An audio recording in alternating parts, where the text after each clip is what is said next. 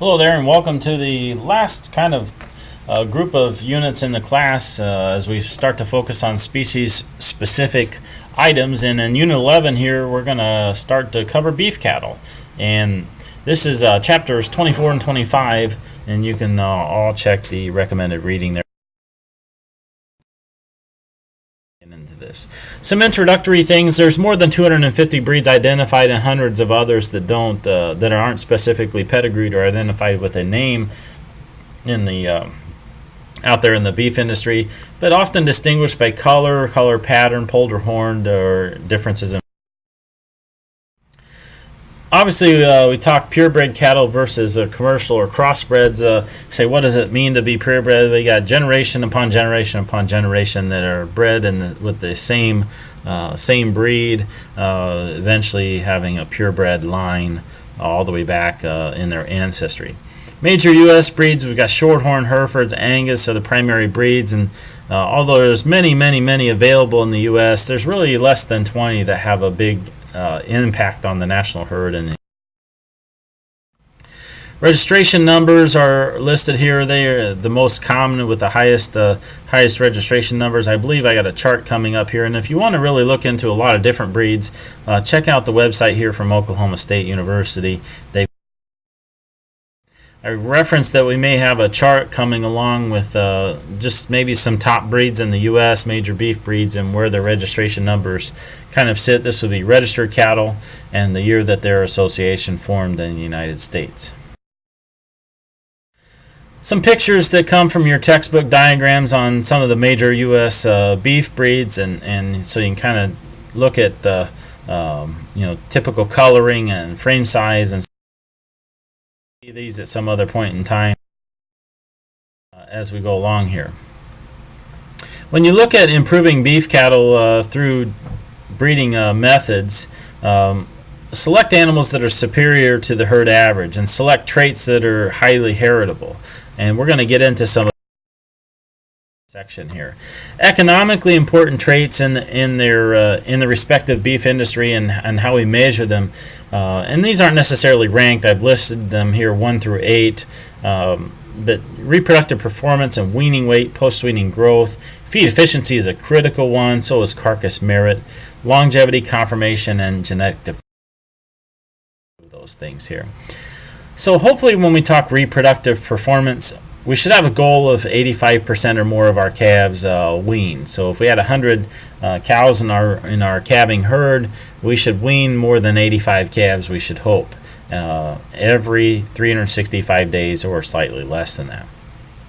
Our goal is to have the entire herd calve within a 90-day window, and the reason for that is so that our calf crop is very uniform in size and growth, so whenever we sell off feeder calves at the sale barn or to another producer that takes them to the feedlot, that you have uniform groups of calves that look all about the same and carry about the same finish and so forth.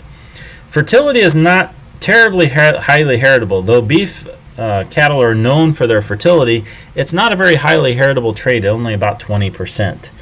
We do have high heritabilities for birth weight and scrotal circumference, and I think you remember that maybe from back to genetics section. But the best way to improve reproductive performance in beef cattle is make that environment great. Make sure that they have good quality pasture, good quality barns to be in, sound footing. Select bulls that are reproductively sound. If you've not ever had a bull evaluated for sperm fertility, call your local veterinarian. They'll do that for you. Make sure that you have a bull that is in fact fertile before you turn them out to the pasture to hopefully breed your cows. And we know that we'll talk in more detail later on in the unit, but performance can be improved here also with the use of crossbreeding. Next is weaning weight, and hopefully we're measuring this by actual wean weight. We're taking some time to get them across the scale somewhere, but this reflects not only growth rate and genetics, but also milking and mothering ability of mama. So it's pretty critical that we have an idea. A good way to kind of compare your group of calves is adjust that to a 205-day equivalent, put it through a formula and adjust that weaning weight so you can again compare calves that are born early in the season to calves that are born late in the season. That way you can find your best performers on an equal basis. I think you remember seeing this graph from earlier on in the course where we had that average weaning weight maybe at 410 pounds and kind of a typical bell curve here where we threw all those weights out and had each block as a number of calves in the group. We move that average, and here's where crossbreeding might come into play, where we have a breed A that might have a 450 pound wean weight, breed B that might be 500, or breed C that might be 5 1/4. So how can we move that average by the use of crossbreeding? Might be a great way to weaning weight genetically can be selected for. It's about 30% heritable, so it falls in that medium heritability category. Post-weaning growth, and we're talking about from weaning to finish, usually beef cattle are extremely efficient. That's what we've done a great job of in the United States. We've got steers that grow very, very efficiently. Again, hopefully you're measuring them, you're weighing them, and tracking those weights, keeping good quality records so that you know what wean weights are and you know what finish weights are, and you can go back and compare. And again, we can adjust these, put them through a formula and standardize that number so that we can check to see which are our best performers. And this is thankfully a very highly heritable trait at about 40%, one of the more highly heritable traits, average daily gain, and post. Feed efficiency is one that is extremely highly heritable at 45%, and I would say one of the more important things that we could look at. And when we talk feed efficiency, it's pounds of feed per pound of gain. And the more efficient that we can make animals, the more money not only do we put in our pocket, but the faster that we finish animals. This is pretty difficult to measure out there in the finished lots because it can be misleading. We can have differences in environment. We can have differences in feeding programs. So it's sometimes a very hard number to figure out and compare from farm to farm, which would help us in standardizing the data.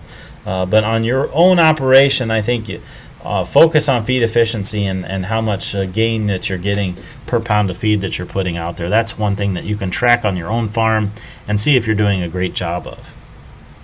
Carcass merit is next, and we talked back in the meat section about quality and yield grade. We can measure it with either ultrasound or visual analysis, and a medium heritability or medium to high heritability trait at about 30% or a little bit. Longevity, and we're talking about how long cows can hang in the herd. We may keep bulls for 3 to 5 years and cows for 4 to 15 years. Say, well, why would we only keep bulls for why aren't bulls and cows the same? Well, you need to turn over some new genetics in your herd occasionally, and bulls can not only, the genetics get old, but they may break down, they may be too big, something like that. And so we need to make sure and be able to move on from those genetics as needed. But reasons for culling cows out of your herd, maybe skeletal unsoundness, maybe they begin to break down, maybe you have udder problems, eye problems, maybe they lose or wear out some teeth and can't effectively consume feed anymore, or have dispositional issues, or besides not throwing a great calf all the time. But few cows are very highly productive after 10 years of age. So make sure that you're being objective, tracking good numbers, keeping good records on your cattle out there so you can make great. Conformation, of course, form, shape, and visual appearance of the animal is important. Some of these traits are medium all the way to very, very high heritability from 30 to 60% when we talk about conformational issues. And I've got listed here, it's a source of controversy because sometimes there's not a agreed upon look about what beef cows should look like. And we've settled into kind of a nice spot right at the moment, but it's important to realize that over time, we've had big changes from one end to the other end of the spectrum of what beef cows should look like, from frame size to thickness to the amount of marbling and so on and so forth.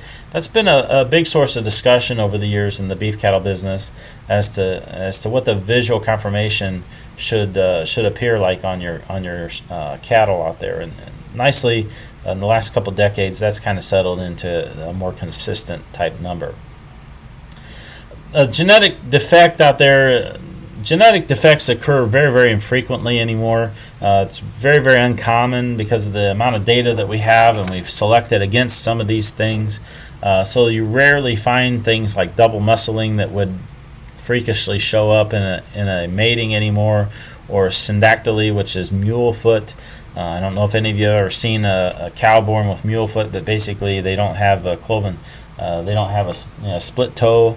They have a foot that looks like a mule or a horse, where it's just a single foot there. So it's, that's used to occur occasionally. Hydrocephalus or Palate-Pastern syndrome or dwarfism. All of those things are very, very rarely occurring anymore. We've again done a great job of identifying family lines that produce some of those things, and we've selected against them. So now that doesn't mean that the genetics are gone. They're probably buried in family lines out there somewhere. So there's a likelihood that it could come back around at some point in time in some freak of nature. But realize that many times those animals, if they are born, they'd never make it long enough to puberty to where they would have a chance to reproduce. So we often see, like a calf born with mule foot would very, very unlikely that they would survive past 6 months of age or something like that. Their body just is not built to walk on a foot like that, and so they rarely reach breeding age, even if you would happen to save them and try and grow them out. Bull selection, when we talk about the genetics of beef cattle, accounts for about 80 to 90% of genetic improvement. You say, well, why do we spend so much time focusing on females then? Because don't you have so many more females per bull? Yes, you do, but remember, we're going to take 1 or 2 bulls and then breed our entire breeding herd with those 1 or 2. So the accuracy and the impact of the bull selection is much higher due to the number of offspring per bull on your farm. So really good seed stock producers are going to record on their bulls birth weight, wean weight, yearling weight. There. Some breeding values, obviously phenotype is often determined by genotype in the environment. Genotype is determined by 2 factors: the breeding value, or what genes are present, and the non-additive value, which is how those genes are combined, your selection. We're going to look at collecting and analyzing by computer by breed organizations. You see the semen companies out there have done a pretty good job of this and starting to establish really good data for you for expected progeny differences, or EPDs, to express the values and breeding values of some of the key critical traits that we've just. They'll transmit those into sire summaries and then print those in their catalog so that you can go and look for EPDs on some of the things that we were just kind of referring to. I've listed a few of them here. And then there's an ACC number, an accuracy. So whenever you're looking at an accuracy of the data, that is kind of telling you, well, if you have an EPD of plus 0.3 or plus 3 on weaning to post-weaning growth, and it's accuracy of 95%, you should be pretty sound and comfortable that if you use that bull and you get that trait coming along, it should probably happen. That would happen 95% of the time. Realize that there are certain bulls in the catalog that they just don't have a lot of data on. So you might have an accuracy of only 60% on something. So there's not as much data to support that. So the more data in the set, the higher the reliability or accuracy of that data is going to get. So again, I was just explaining that accuracy stuff. Anytime you see above a 0.9, there should be very little expected change from what that prediction probably is if we get that trait to come through. And if you see anything below a 0.7, you might see big ranges in that trait, all the way from the poor side all the way to the superior side. So understand that accuracy data, dig into those sire summaries. We'll pull up some bull pages when we get to class and start talking about this a little bit. Pull up some bull pages and show you some of that to where you might have an idea about what the more looks like rather than me just explaining it here. The last point in this bull selection thing is I say be careful about stacking pedigrees. And what by stacking pedigrees I mean is, let's say you want to improve your weaning weights. So if you only select for that one trait, tandem selection, here that comes, and you only select for weaning weights generation after generation after generation, be careful about stacking that pedigree that way. Is not only, you probably will improve your weaning weights, but be careful of how that works, because sometimes when you improve wean weights, you might also increase birth weights. You might be birthing larger calves in order to wean larger calves, and that's certainly something that would be losing progress on one end. So make sure you're cognizant that stacking pedigree. Here's some Euler bull selection. So you're comparing an Angus and Hereford bull and looking back into their ancestry to see some of the EPDs that they have and the accuracy numbers that are going along. A good graph for you to study, and probably the one that we'll revisit when we come back to class. So when we select replacement heifers, again, have a strategy for picking heifers that are going to go into your breeding herd. Don't just pick your favorites out of your favorite cows. Sometimes that works, but it's not always a great philosophy to live by. So let's kind of think about or consider a systematic approach to that. From selection of heifers, let's look at the weaning at 7 to 10 months of age. I would identify and cull. Now, you maybe don't want to sell them. I list cull here, but I mean cull them from the breeding herd. You may put them into the finished lot with your finished steers or something like that, but remove them from your breeding herd or identify them as to be removed from your breeding herd. But cull those animals whose weight is too light to show estrus at 15 months of age. So if your breed should show estrus at about 700 pounds body weight at 15 months of age, and you've got some heifers in the pen that they're going to be they're only going to be about 600 pounds at 15 months. That's going to delay breeding. That's going to make them later in the calving season when they calve, more than likely, and you're probably going to run into ones that you wish you would have got rid of initially. So put them on the list. I'm not going to add them to the breeding herd. Also, cull heifers that are too large in frame and birth weight. If they're already big, they're probably going to throw big calves. So keep that in mind. You probably want to get those out of the breeding herd at 7 to 10 months of age. At yearling time at 12 to 15 months of age, again, now you know for sure some that you thought maybe were on the fence, whether they were going to reach that desired breeding weight. Get rid of those that were the fence sitters that you wanted to give a chance to, that didn't make breeding weight at yearling age. So pull those out of the breeding herd. At breeding time, and we're talking about 19 to 21 months of age after breeding, cull any open heifers. So let's say we had a heifer or two that we bred at 15 months of age, or exposed her to the bull, and let's say for the theory's sake here that we did not vet check them, we just bred at them or exposed them to the bull, and we see them, identify them that they're certainly not bred at 19 to 21 months of age. It'd be a very good idea just to get them out of the calving herd. There's no point in feeding those animals anywhere. Get them onto a finished program and get them off of your feed bill, because they're just costing you money. You may be very aggressive and cull any of those that are due to calve in the latter third of the calving season. Again, if they didn't breed right away and they're already going to calve in the let's say 60 to 90 day window of your calving season, they're not going to breed back right away, so they're going to have a very difficult time catching up and calving the next time in the early part of the calving season. So be aggressive. And then your last evaluation point is after they've weaned their first calf, and we're talking about 31 to 34 months of age. You need to cull down to the actual number of head that you want to keep in your herd, and use weaning weight as the barometer.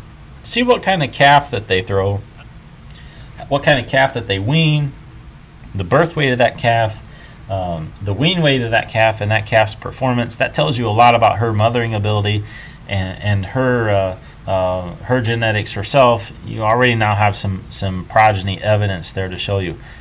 The last point that you might want to weigh then is, did they get pregnant right away so that they'll be early calvers the next time? So be aggressive in how you select cattle to stay in your. Cow selection, again, based upon their performance of their offspring, and then additional evidence that they can continue to be productive if you breed them back, and that's measured by pregnancy, calf performance, EPDs if you collect. From a breeding perspective, when you talk about natural service, there's a lot of producers, and this is kind of some data collected and printed in your textbook, that producers are willing to travel in about a 150-mile radius in order to pick up and select bulls to put on their farm. They generally have people that they respect their genetics or know have high-end genetics. They're comfortable with their programs. They're comfortable with their information, that they're used to buying bulls from and are interested in marketing that way. But when you start talking about crossbreeding, select breeds that complement each other, and we'll continue this discussion in class. But I asked the question, why is crossbreeding advantageous for commercial producers? Because we take the top end or the best traits of each purebred, and we cross those two and hopefully get an animal that performs better than either of the purebred parents. And we get increases in efficiency and carcass quality, and most of that heterosis is going to be expressed by weaning time. If you go into crossbreeding, you haven't started it much, but you go into it, most of that heterosis, that advantage is probably going to show itself by weaning time, as they'll pick up steam and then continue to have that advantage. I've got 2-breed rotational, 3-breed rotational, and 3-breed rotational with a terminal cross here. Examples, we can talk about some examples in class. That would be one thing I would encourage you to do on your own time, is start doing a little studying, because that's going to be an assignment probably coming here, is what breeds would complement each other quite nicely. That will show you here in a little bit. If we have a percent heterosis on straight bred calves and straight bred cows, there's very little heterosis there. All the way to the far right side, if you have crossbred calves and crossbred cows, you've got 23% heterosis. You've got a lot of opportunity for some genetic animals. I mentioned we'd see some of those same diagrams that you saw earlier in genetics and mating when we talk about the 2-breed rotational crossing system, or even 3-breed rotational crossing systems. Again, breeds that all complement one another. Something to think about. And a 2-breed with a terminal sire cross. All potentials that we have here to use. Let's pivot and talk about cow-calf management and kind of focus on that cow-calf producer for a little bit. And really effective and profitable cow-calf managers depend upon your ability to budget time and critical activities and keep your costs in line. Obviously, you want to generate profit, but moreover, to generate that profit, you need to provide great finishing cattle and or great club calves out there that have value for someone else. If you're not a cow-calf all the way to finisher type producer. If you're providing finishing cattle for the feedlot or selling club calves, do it great. Increase your value. So how do we do that? Again, here comes that calf crop percentage right here, number of calves per cow in the breeding herd, average weight at weaning time, and annual cow cost. There's some tables for break-evens, and we're going to maybe go through an example in discussion class, but the amount of dollars to keep a cow each year, you should have a pretty good handle on that. Now, remember, do not assume that pasture is free. That's a mistake that producers often make when they're building their budgets, is they don't put any value on pasture. And remember, there's this concept in economics that we call opportunity cost. So if you did not have that field in pasture, what else could you do with it? You could make hay. You could put it into a row crop. You could sell it off for building sites or something like that. So there is some value in land that is in pasture that you should charge to your operation, even though you maybe don't want to. So figure annual cow cost and what it takes for you to break. Compute these using an enterprise budget. So break out each part of your operation. So whenever I say enterprise budget, let's say that we have a cow-calf operation on your farm, as well as we grow corn and soybeans and wheat. I would argue you have 4 enterprises there on the farm. and you should compute your enterprises separately and figure out which one is making you money and which one is not, and which enterprise you have to subsidize from one of the other enterprises in order to make it break even. So figure out ways. Then that's the only way that I know that you can fairly evaluate which of those pieces of your operation is doing the job and which is not, which one needs improvement, which one doesn't. So that's a great way to go about figuring costs and returns. And oftentimes, if we increase our percent of our weaning percentage, that decreases your break-even price. Although, I say this might not always be true if we spend some money on feed in order. Here's again, I said there'd be a table that kind of comes on here, and it gives you some examples of annual cow cost when we talk about 400 versus 500 versus 600 pound calves. And again, we can go through some examples on how to compute this. Again, relative budget contributions, what you might have in terms of revenue versus expenses, and what percent of the budget that might be. This is some guidelines printed by your textbook, and for you cow-calf folks out there that maybe want to take a look at this and compare this to what you have, is a great tool to kind of see, are we maybe above average, below average, or where are we at in terms of profiles by group. Again, some more benchmarks to kind of have you take a look at to see where you may compare in terms of calf. They also break it out by high and medium profit groups, or low, high, and medium profit groups. And they say, why does it say low profit is par? They would say that's the average. And so medium and high profits, would you be more or less than average, or more or less than what par would be on each of these items here on the left side? So kind of an interesting chart that your textbook printed I thought I would throw in. Annual cow-calf returns here. We're looking at some historical data all the way back to the mid-1980s, and shows you the cattle inventory on January 1 of each year, and then cow-calf returns. And you see some years in there where certainly it was not very profitable up through 2012, and the number per cow on the left and million head on the right. Obviously, we're missing the last 5 years of data. But this comes from the USDA, and it's fairly normal to be 3 to 5 years behind sometimes, especially on livestock data. It takes a while to print, accumulate, print that data on a regular basis. All right, let's focus on that calf crop more specifically, and how we manage for optimum calf crops.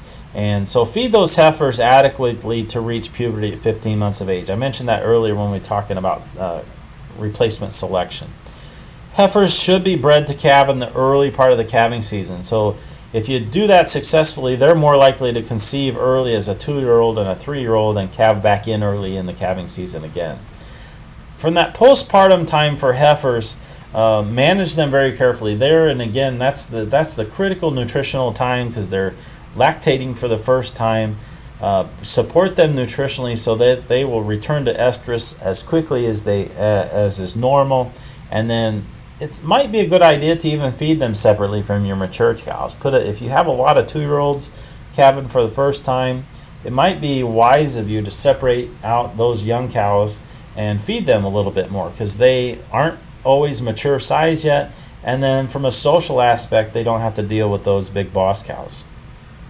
Monitor body condition. Fat and thin cattle have a lot more problems than an appropriate body condition animal.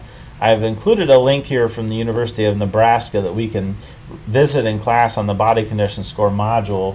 You can body score cattle from 1 to 9. 4, 5, and 6 would be optimal right in there.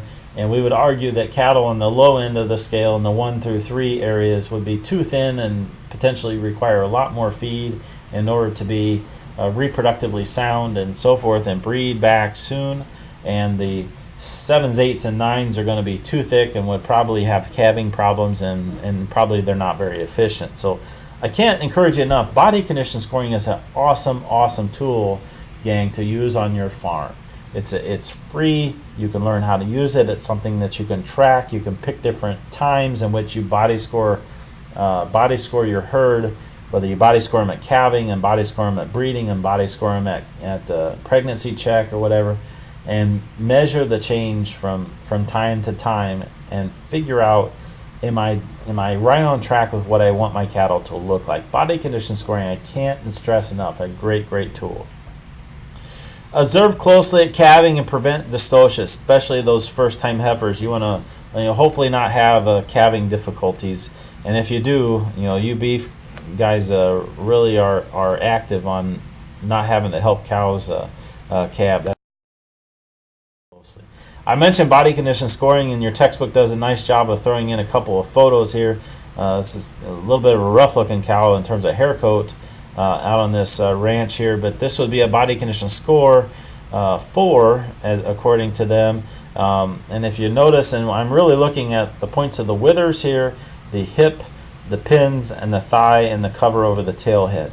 And you'll notice a pretty distinct difference when you compare that. I think I have a body condition score 5 or 6 on the next slide. It's different animal, different breed, I believe, but how much more cover. This particular Angus cow here, who's a body condition score 6, notice you see quite a bit more cover over the shoulders, over the hips, pins, and down in that thigh is now much more flat, and you see a lot more cover over the tail head. Again, that gives you the range just from 4 to 6. I believe it's about 100 pounds or 120 pounds change from each body condition score. Continuing with the calf crop optimum management concerns is manage that birth weight, and we've talked about that before. There's a critical balance between the size of the calf and the dystocia rate, and I hope that you're tracking dystocia rates or calving difficulty weights.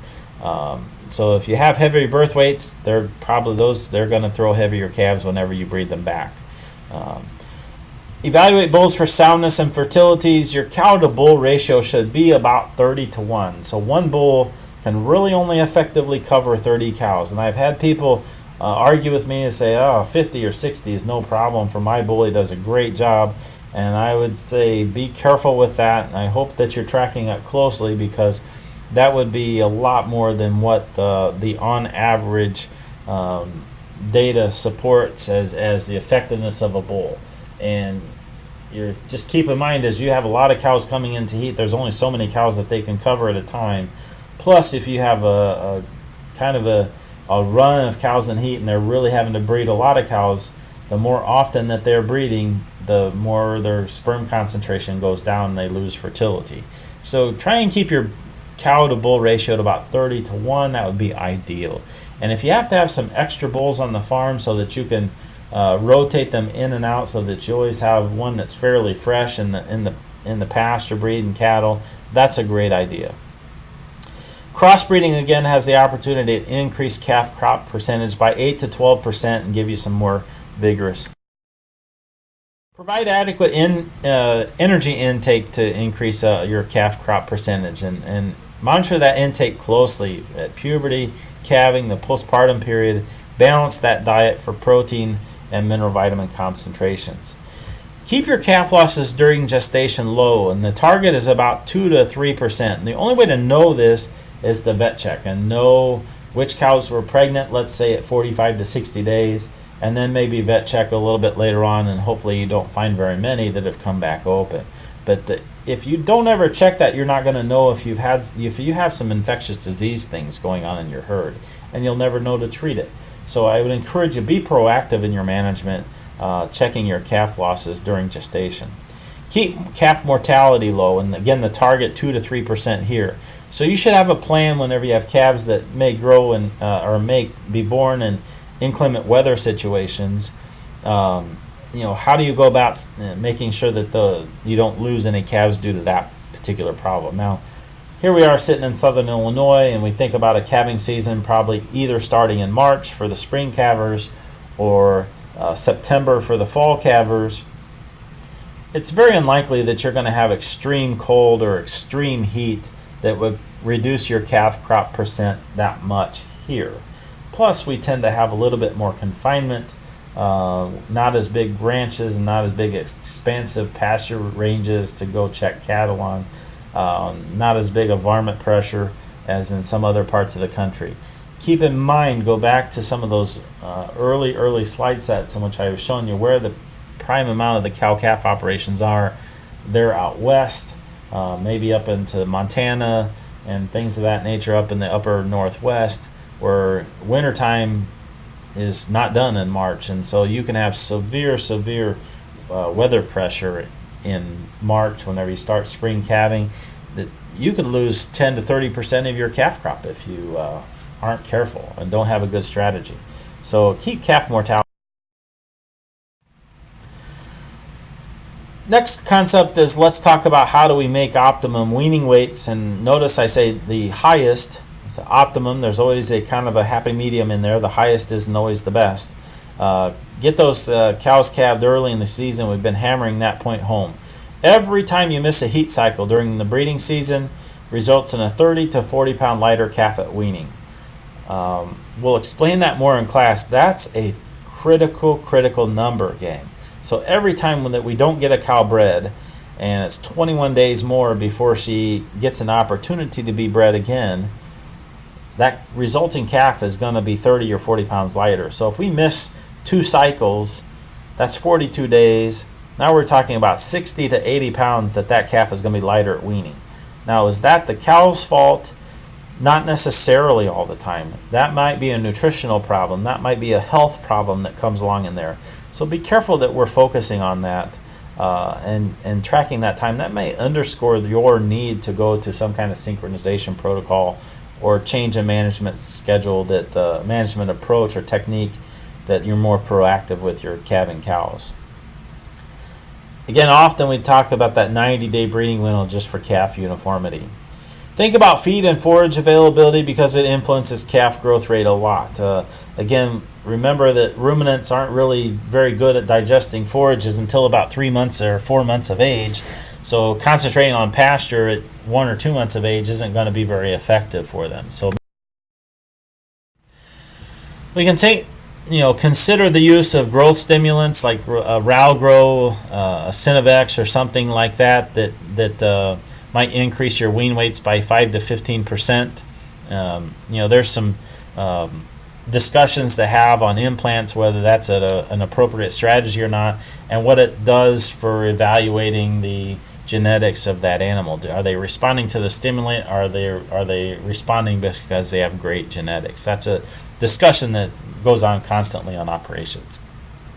Another discussion that goes on pretty regular is, do we creep feed or not to those baby calves? We know that it does do a great job of influencing weaning weight. It will add weight to your calves. There isn't any question about that. If you do creep feed trials and solely look at the change in wean weight, you almost always find that creep feed calves will win. Now, that's not the entire picture. You have to add the cost to it. You have to add the labor to it. And so then you get back and kind of check back to the concept that you really have to evaluate when is the best time to creep feed. And you'll tend to find producers in the beef industry, they either believe in creep feeding or they don't. And I've rarely come across in my years teaching here at KC and where producers sometimes creep feed when it's appropriate, which is probably the best approach. But that's probably takes a lot more management evaluation. You just have guys that they creep feed because they believe in it and they always think that it helps their cows or helps their calves be better. And what it does is add cost, it adds labor, and it sometimes masks whether you are weaning a great calf because of the genetics of mama, or are you weaning a great calf because of a really good creep feeding program. So evaluate. Think about diseases, especially in the cow, that might reduce milk production and intake of milk on the calf as she's nursing.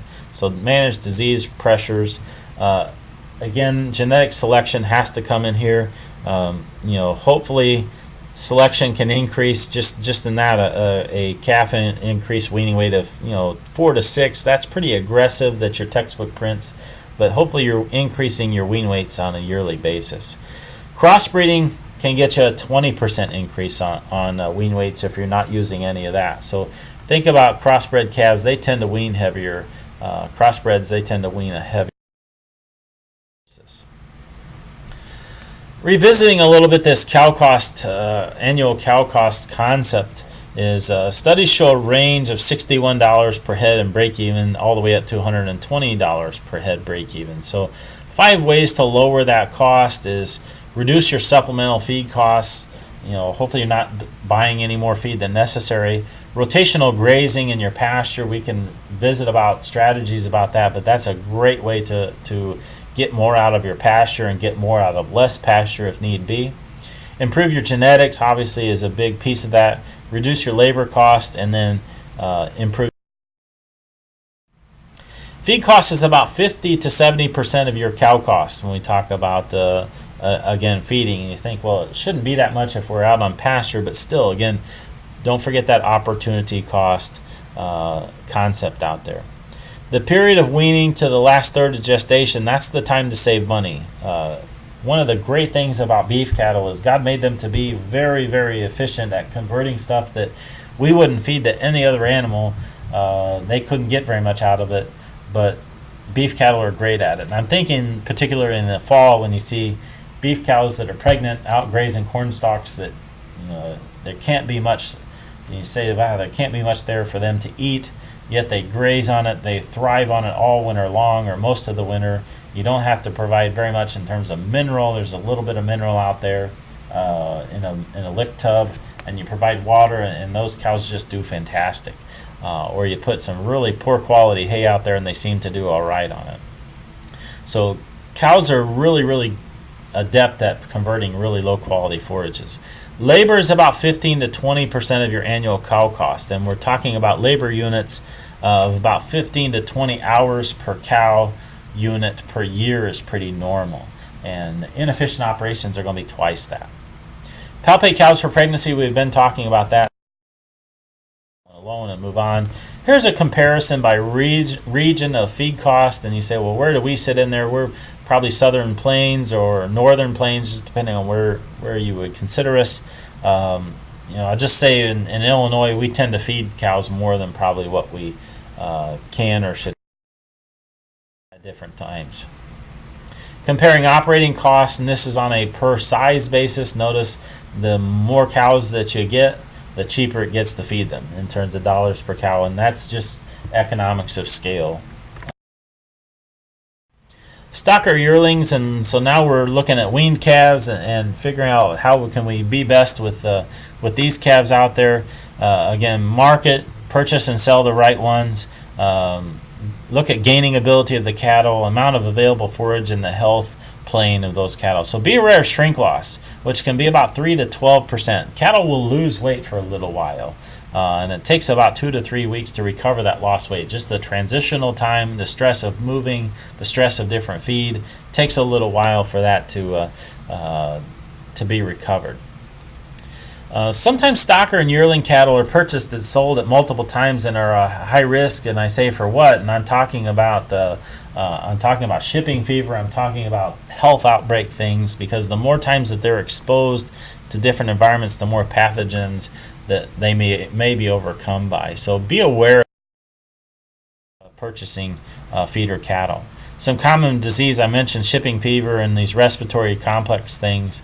Those are the most common things, and often they're going to outbreak within the first 30 days. So be aware that as you transition to finishing diets or stocker diets, be aware that first 30 days is critical to get them on feed and gaining as quickly as you can. So make that feed very, very palatable. Typical stocker budget is listed here, kind of a similar approach to what you saw with the cow-calf table earlier. And then let's kind of begin to finish up our discussion on commercial feedlots. And commercial feedlots are typically 1,000 head or more, and it may be an individual, partnership, or corporate owned. You may own the cattle, or the cattle may be owned by others. It just depends. There's a lot of different things. A farmer feedlot is probably going to have less than 1,000 head one-time capacity, and more or less probably an owned or operated operation. So when we look at these advantages or disadvantages of a farmer feeder versus a commercial feedlot, a farmer feeder is probably marketing homegrown or very locally grown steers, and so the opportunity is there to increase their value. The farmer feeder can utilize high roughage feeds probably more effectively. They're probably growing a bit of their own feed. A farmer feeder can spread their labor distribution amongst other enterprises. So, think about if you have a 800 head finishing lot and you also row crop, you can spread your labor over all those enterprises a lot easier. Farmer feeders are more flexible. You can devote your time to other enterprises when cattle feeding is not very profitable. Shift to some advantages of the commercial feedlot. They oftentimes collect and utilize data much better than the farmer feeder does, which results in their many times better managers because they're a little. The commercial feedlot usually is larger and reduces operational costs, which spreads a little bit more of the risk to the consumer. So a big commercial feedlot is probably going to keep that lot full and turns it over at a rate maybe 2 to 2.5 times a year, where maybe a farmer feeder only feeds out maybe 1 or 1.5 groups of cattle per year. So a little bit less efficiency than a commercial feedlot. Feedlot management, when we talk about facilities investment, and I would say this varies greatly based upon where you sit in the country. If we're talking about a dryland region of the U.S. like you would see in Texas, they're probably just great big pasture lots. Or California, I've been at Harris Beef Ranch, and it's just open feedlot pens. There's very little shade for them, very little need for shade. Even though it's hot there, they don't have to worry about mud and inclement weather very often. Versus here in the Midwest, you're probably going to find barns and confinement. It just depends on where you're at. So when we talk about typical investment per head at full capacity, it's about $150 for a commercial feeder, and probably 2 to 3 times that or more for a farmer feeder operation, generally due to higher feeder cattle cost. Estimate the feed cost and price that the cattle will bring up marketplace, and price feeder cattle price according obviously to weight, sex, and then really what they look like, what kind of finish, what kind of opportunity that those cattle out at carcass wise. There are some commercial feeders that look to target some pens of animals that do what we call compensatory gain. So you might have a group of animals that come through the sale barn, or somebody comes to look at that maybe they don't have a lot of finish on, they're a little underperforming, but boy, once you put them in a great environment with great feed, they really gain quickly, and sometimes better than the ones that look awesome. So that's what we call compensatory gain potential, and you'll have some producers with keen eyes that'll look for steers and feeder calves that they think may have that as well.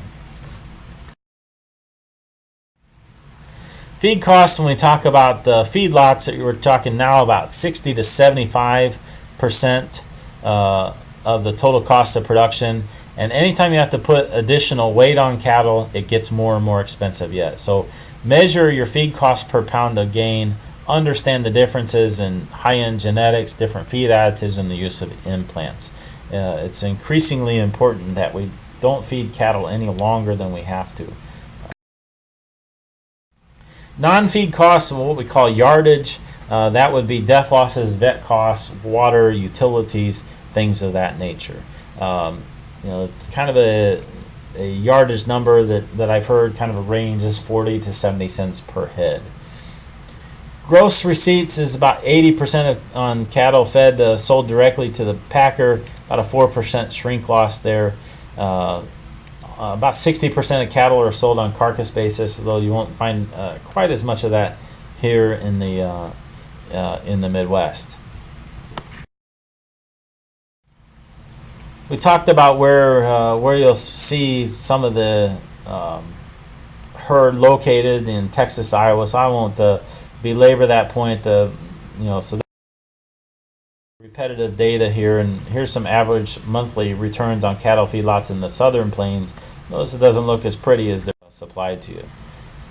Some dressing percentage charts that I showed you early on. There's some cattle that you can kind of compare just for example.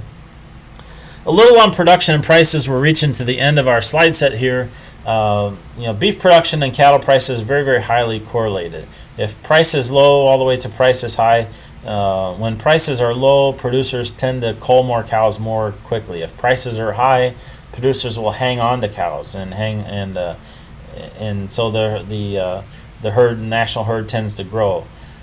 Be aware of making good, sound business decisions in those price declines or price rally times, because it can get you upside down whenever the trend goes. A little bit on environmental management. I always try and throw this in towards the end of a slide set. 4 primary issues when we talk about beef cattle. Number 1 is dust.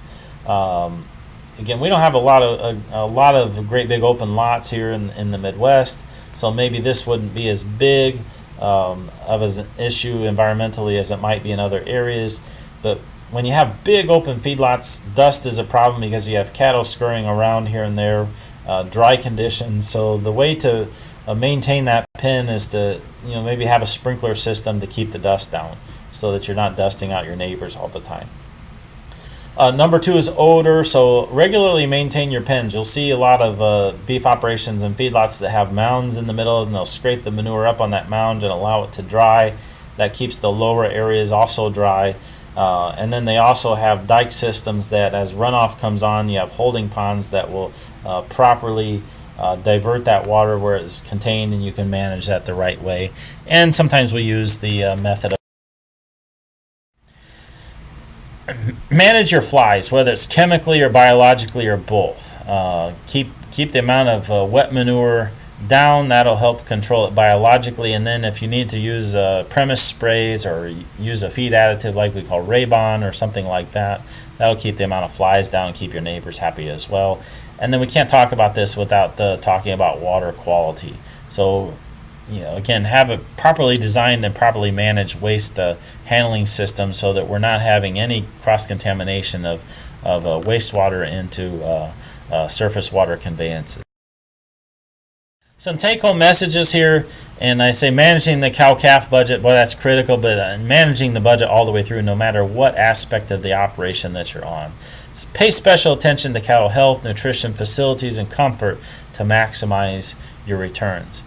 Utilize crossbreeding effectively where it's appropriate and where you like to use it. There's some of you that do a great job of that, and some that are maybe scratching the surface on what a good crossbred might work on your operation.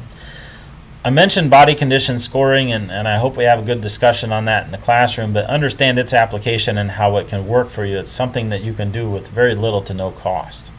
And then always acknowledge your environmental risks and make environmentally friendly, good stewardship management decisions. I look forward again to having good discussion in the classroom over the beef section here. Thanks for listening.